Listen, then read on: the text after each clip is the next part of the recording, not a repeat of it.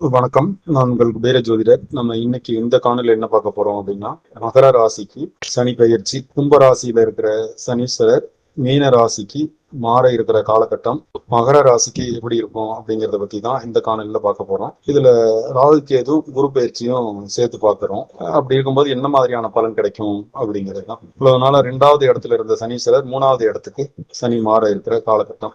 மகர ராசியை பொறுத்த வரைக்கும் அது ஒரு பொற்காலம் தான் சொல்லலாம். பொதுவாகவே சனீஸ்வரர் 3வது இடத்துல, 6வது இடத்துல, 10வது இடத்துல, 11வது இடத்துல, இந்த இடத்துல இருக்கிற காலம்லாம் வர்ற காலங்கள்லாம் சிறந்த காலங்கள்னு சொல்லலாம். அப்படி இருக்கிற பட்சத்துல அது குருவோட மனையில 3வது இடத்துக்கு வருது.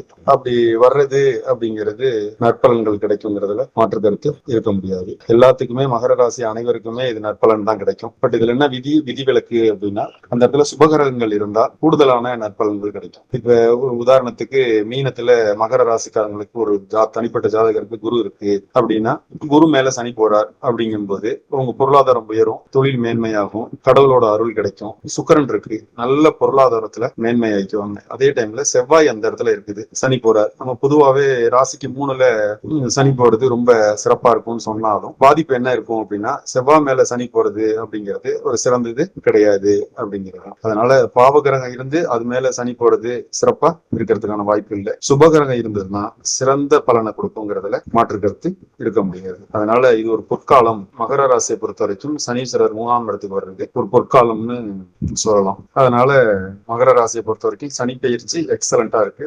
ராகு கேது பயிற்சி 2ல ராகும் 8ல கேதுவும் வரும். சனி முடிகிற வரைக்கும் பார்த்தா ராசியிலையும் 7லையும் வரும். இந்த காலகட்டத்துல குரு 6ல இருக்கிற குரு 7வது இடத்துக்கும் மாறும். இப்படி எல்லாம் பலன் சொல்லும் போது பார்த்தா மொத்தத்துக்கு சனி பயிற்சி மகர ராசிக்கு ஒரு பொற்காலம் தான் சொல்லலாம். சினிமா ஃபீல்ட்ல இருக்கிறவங்களுக்கும் அது நல்ல சிறந்த பலன்கள் கிடைக்கும். மாணவர்களுக்கும் அது சிறந்த பலன். இவ்வளவு நாளா கல்யாணம் ஆகாதவங்களுக்கு மன வாழ்க்கை அமையும், பொருளாதாரம் மேம்படும். இந்த மாதிரியான நற்பலன்கள் நிறைய கிடைக்கும். பாபகிரகங்கள் மட்டும் அந்த இடத்துல இருந்ததுன்னா அது என்ன இருக்குங்கிறத பார்த்து அதுக்கு எந்த மாதிரியான பரிகாரங்கள் செஞ்சுக்கணும் அப்படின்னு பார்த்துட்டு முடிவெடுத்தா அது சிறப்பா இருக்குங்கிறதுல மாற்று கருத்து இருக்க முடியாது.